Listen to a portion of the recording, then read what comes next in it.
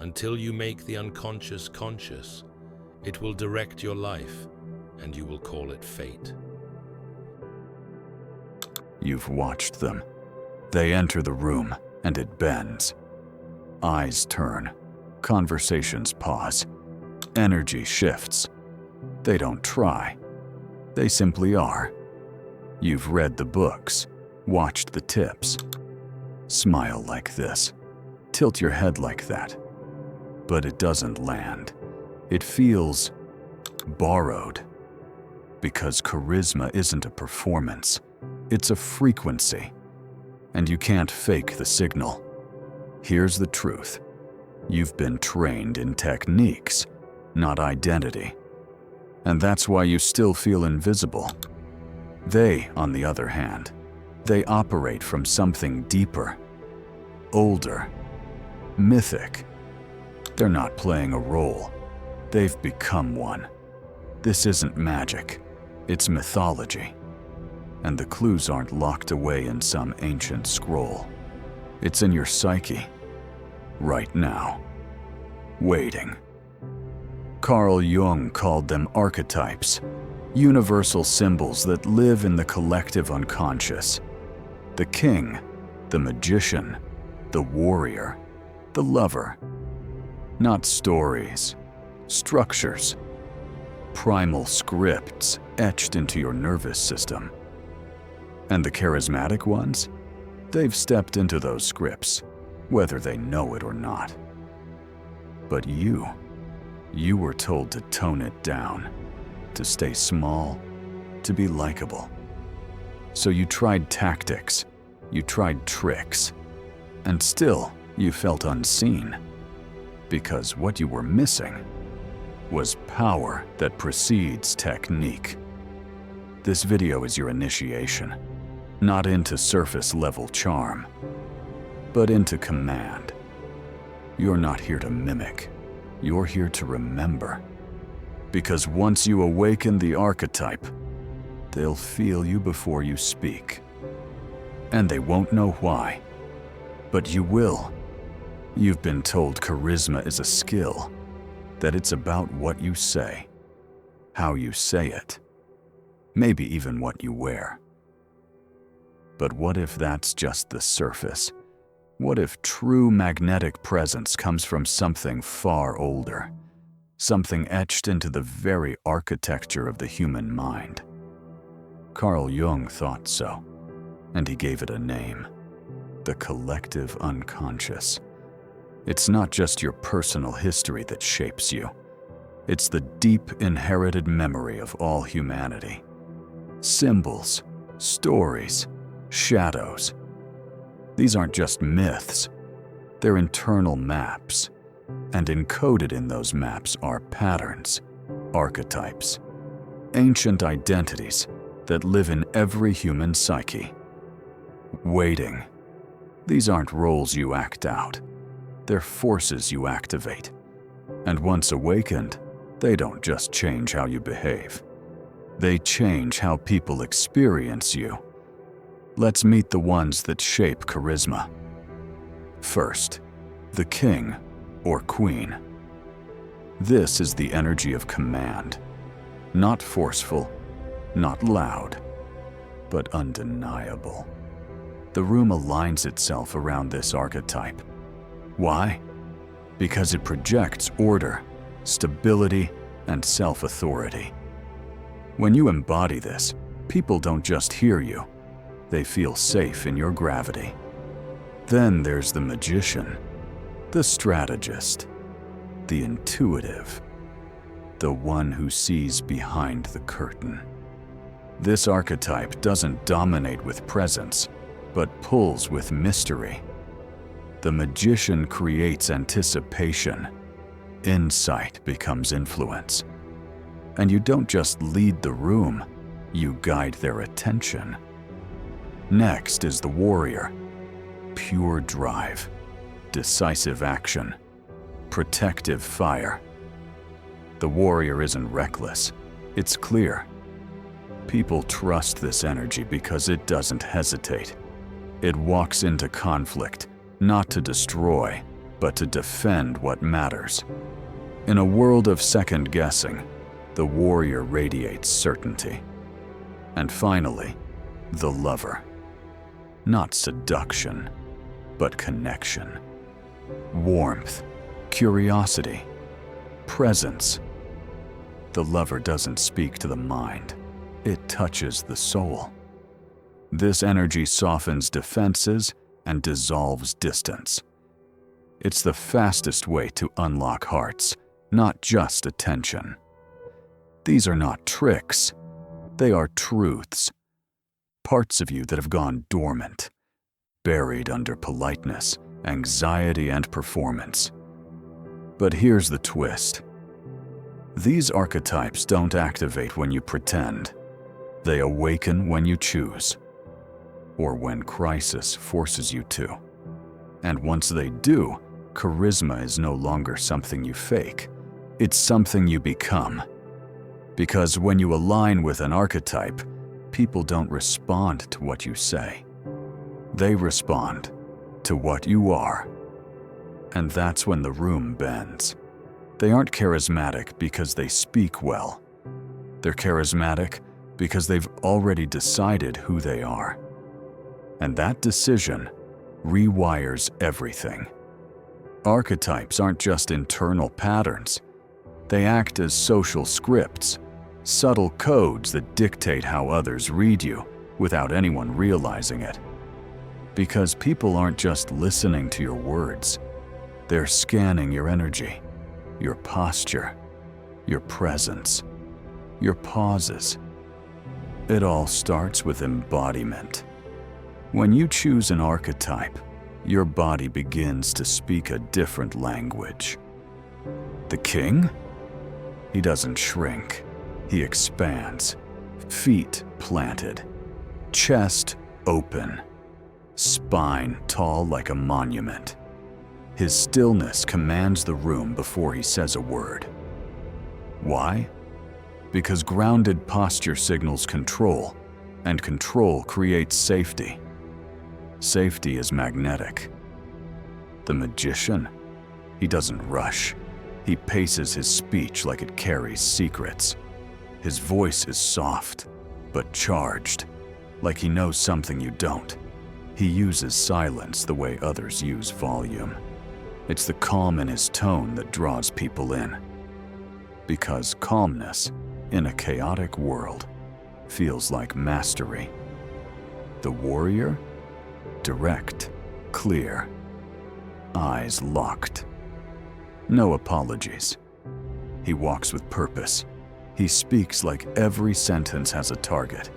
His gestures are minimal, but sharp, precise.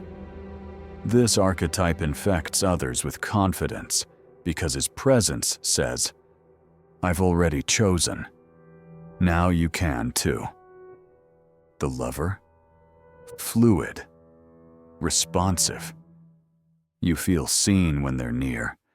Their body turns fully toward you. Head tilted, voice warm. Micro expressions that mirror yours. Not as a tactic, but as a truth. The lover is emotionally attuned, and that presence bypasses logic. It touches something deeper.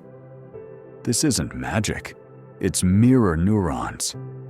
Your brain is wired to reflect the emotional state of the person in front of you. It's called emotional contagion. We catch the energy of others like a virus. And archetypes shape the energy we broadcast. You don't need to say anything. You feel like a king, and others will feel it too. You drop into the lover, and walls melt. Your state becomes the signal. And people follow signals, not scripts. Most people try to be charismatic from the outside in. They tweak their smile, adjust their volume, learn tricks. But tricks are empty without identity. Because charisma isn't performance, it's presence.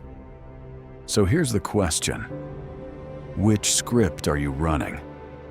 One society handed you, or one you chose. Because the moment you choose your archetype, you stop performing and you start transmitting. You can steal the room. But at what cost? Because charisma, when unexamined, becomes a mask. And behind the mask is the shadow. Carl Jung called it the shadow, the part of you that you've denied, repressed, or disowned. Not because it's evil, but because it didn't fit the story. The story they told you, the one you performed. And here's the truth. Every archetype has a dark twin. The king becomes the tyrant when presence turns into domination, when certainty calcifies into arrogance, when respect is replaced by fear. The magician morphs into the trickster, manipulating with knowledge, withholding to maintain control, speaking in riddles not to enlighten, but to confuse. This is charisma used to disorient, not inspire. The warrior becomes the sadist when purpose turns to cruelty, when conviction leaves no room for compassion, when protection becomes power over. The lover falls into the addict, needing connection so badly they lose themselves in others. They seduce not from presence, but from absence, trying to be loved into wholeness.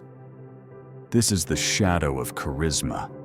It's not the power that corrupts, it's the unintegrated power, the part of you that refuses to look inward, because the outside world keeps clapping.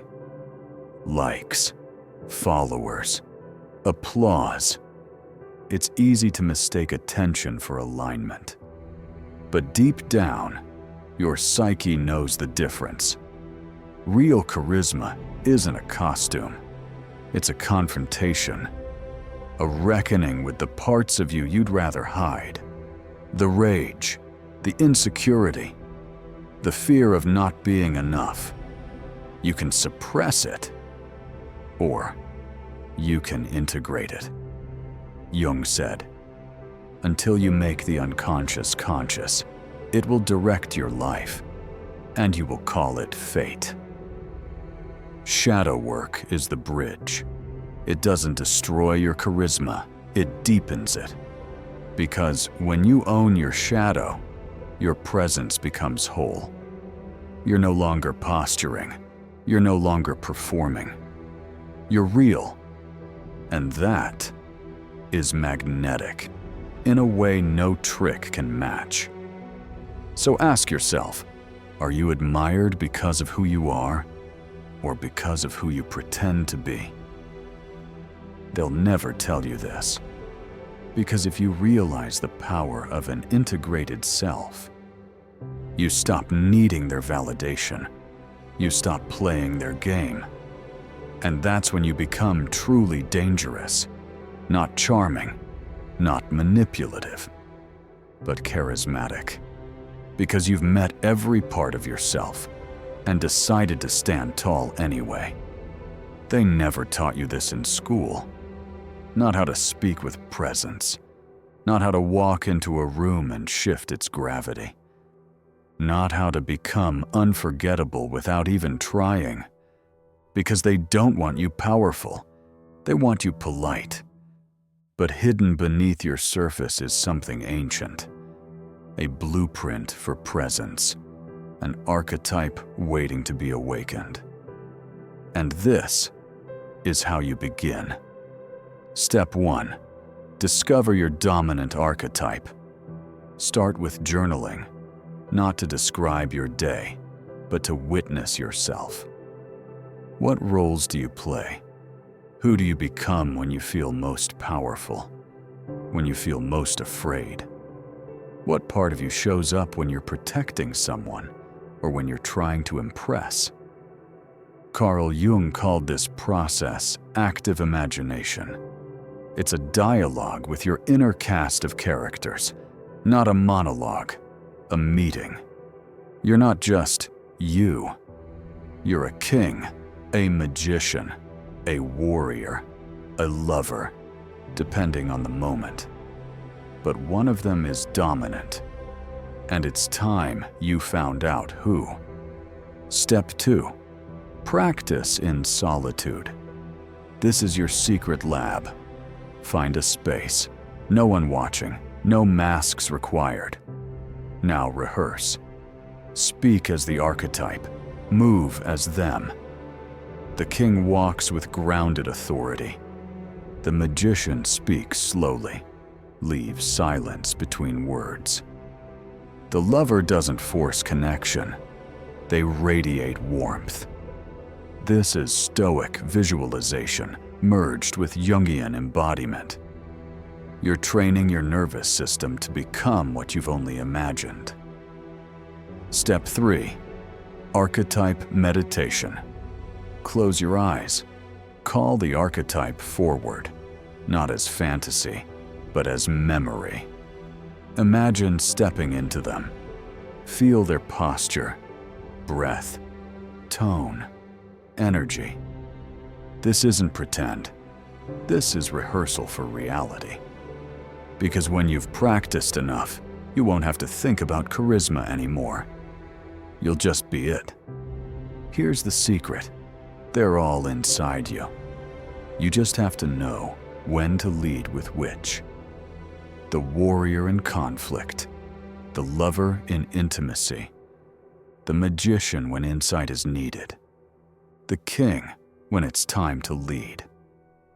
This is social intelligence, not memorizing scripts, but learning to rotate powerfully between your inner archetypes.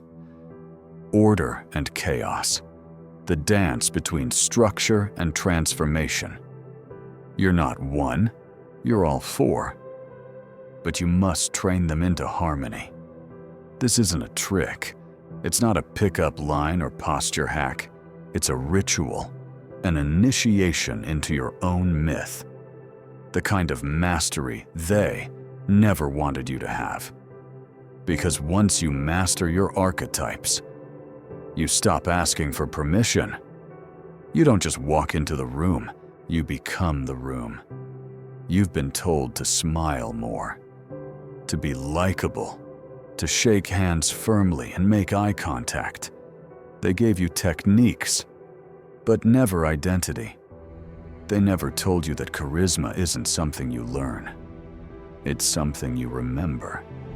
Because long before you were polite, before you were self-conscious, before you were trained to shrink, you were something powerful. You were a symbol, a living myth. You were the king who didn't need to speak to be heard. The magician who knew things no one else dared to see. The warrior who didn't ask for permission. The lover who saw people not as tools, but as mirrors. That version of you never died. It was buried. Under manners, under fear, under their expectations. But now, it's time to reclaim it. Because the world doesn't respond to effort. It doesn't respond to noise. It responds to symbols. So become one. Be the gravity in the room. Be the presence that shifts the atmosphere. Not through tactics, but through embodiment. Through remembering who you were before they told you to tone it down. You're not here to impress. You're here to enchant. They want you tame. You were built to enchant. And now you know the truth. That real charisma isn't loud. It's not fake. It's not manipulative. It's ancient. It's rooted. It's you. So stop asking how to act. Start asking who you forgot, because your archetype is not a costume. It's a birthright. And once you wear it fully, they won't just notice you. They'll feel you, and they'll never forget it.